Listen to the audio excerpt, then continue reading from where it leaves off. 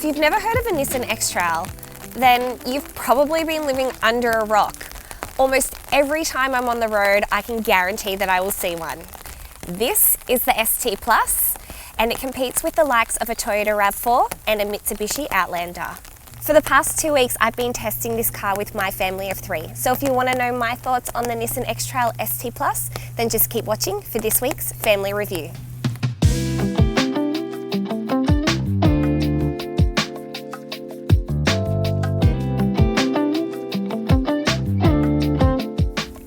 This video will be split up into chapters. Here are the time codes.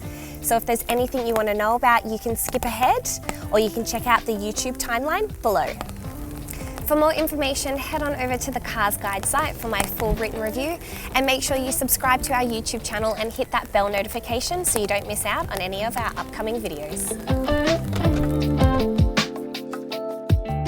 The X-Trail ST Plus comes in at just over $34,000 plus extras and on-road costs. I've been driving the petrol version, which is 2-wheel drive, but if you plan on driving on a lot of unsealed roads, I would go for the all-wheel drive version, which comes at an extra $2,000. The X-Trail does come in a 7-seat version, but the ST Plus only comes in a 5-seater. This colour here is ruby red, and it's the only colour out of the 7 that come at no extra costs. If you want one of the other colours, it will come in an extra $595. The wheels are 17-inch alloys, and the spoiler on the back, I feel like it just keeps the car looking a little bit modern.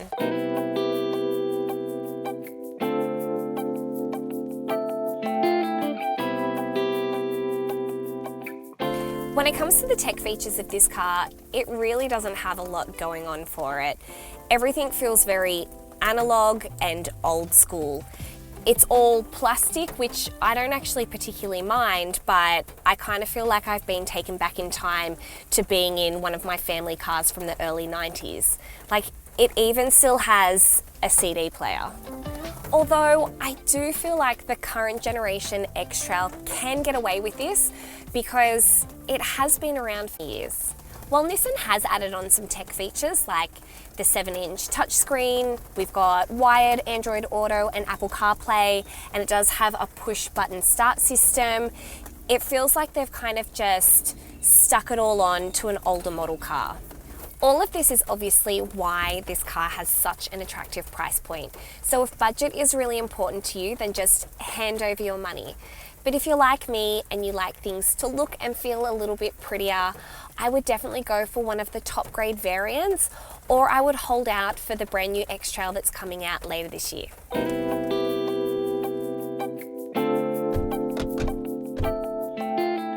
The X-Trail has served the SUV buyer really well over the past 8 years. There is nothing wrong with the outside of this car, but there's also nothing really special about it either. It's kind of like the perfect white t-shirt. It's great, but there's nothing fancy about it. The X-Trail is a medium SUV, but it doesn't feel lesser in space compared to a large SUV. When it comes to the practicalities, this car does have your family covered. Up the front, I want to get the negatives out of the way first. So the seats are really comfortable, but they are fabric, and that's just not practical having a family with small children and eating snacks in the car. The interface is pretty old school. Everything's very plastic, the buttons are very hard, and it reminds me of being a child in the 90s. Now, the infotainment system, it's really clunky and not very intuitive, so it does make navigating through trying to find the radio station and sat-nav a little bit difficult. I feel like there isn't a huge amount of storage up here, but there definitely was enough for me and my husband. You've got spots for your keys, you've got spots down here for sunnies, wallet, hand sanitizer. There's also a spot up here for your sunglasses as well, but it often doesn't close and sunglasses fall out of it quite easily. There are 4 cup/bottle holders up here at the front. We've got 2 here in the center, and there's 1 in each door. And the great thing about it is they are quite large, so you will fit a large bottle in both the center and the doors, but because they're large, if you have a small coffee cup, it might rattle around a little bit. The air conditioning is just that.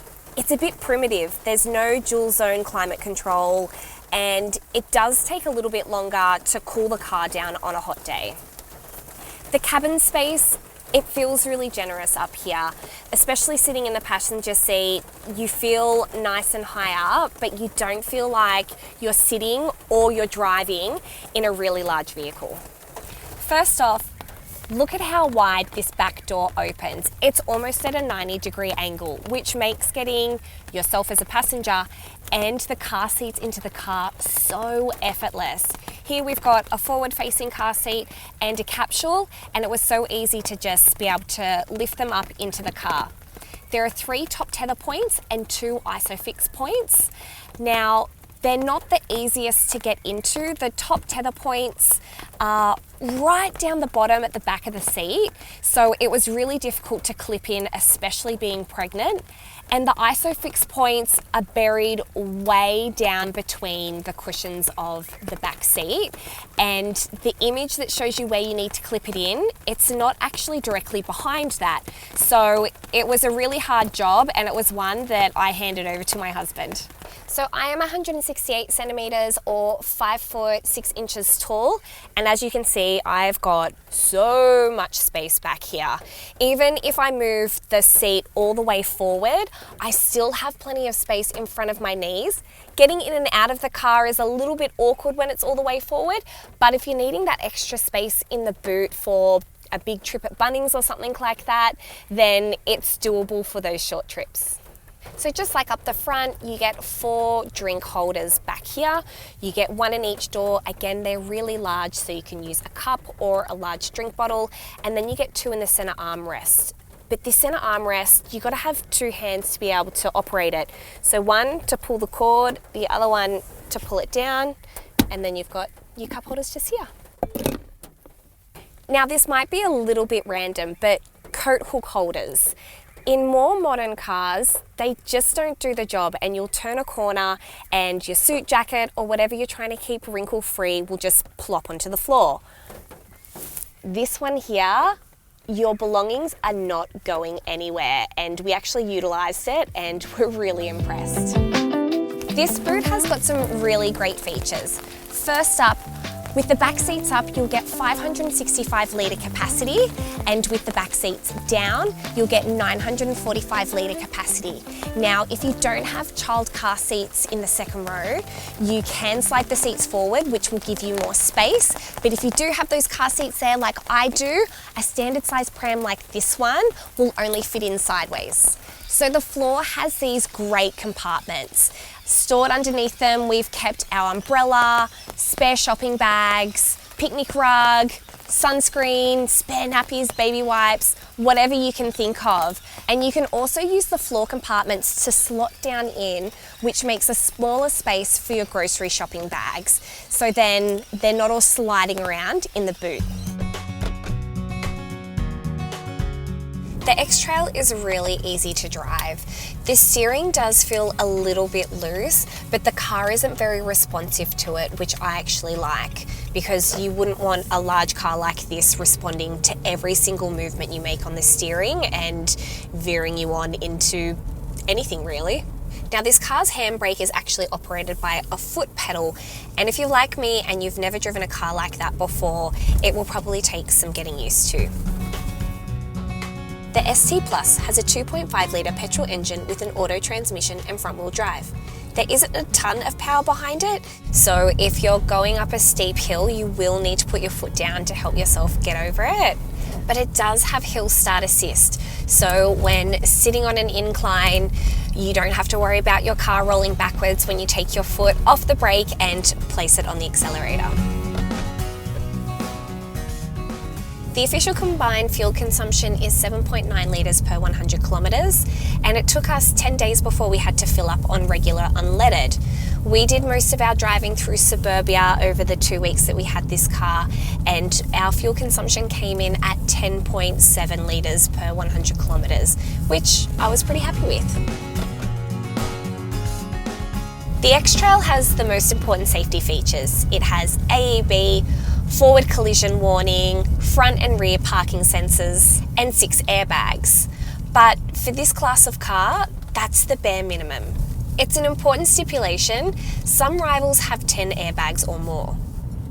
There is a surround view camera system, but the downside of this is the small screen. It gets split in two, so one half will be the reverse camera and the other half will be the surround view monitor. So the image is very small and not very clear.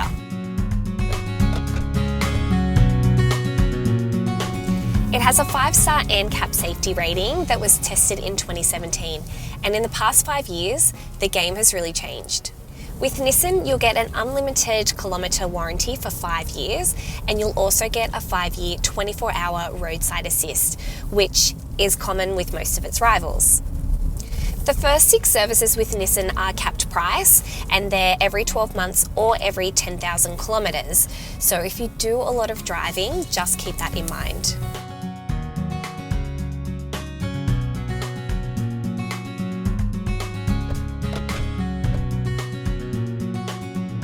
So while this car is less impressive than some newer models, for example, the clunky infotainment system and those old school plastic buttons, the practicalities really outweigh that with the spacious cabin, the wide opening back doors, and the clever boot compartments with dividers outweigh the lack of pizzazz. If I was going to buy the X-Trail, I would probably go for one of the higher grade models and get those more luxurious features like the motion activated tailgate or splurge on the leather seats. But if budget is your main concern, then this car really will do well for you and your family. I give the 2022 Nissan X-Trail ST Plus an 8 out of 10. If you thought the boot design got top marks like I did, make sure you like this video and head on over to the CarsGuide website for my full written review. Thanks so much for watching, and I'll see you in our next family review.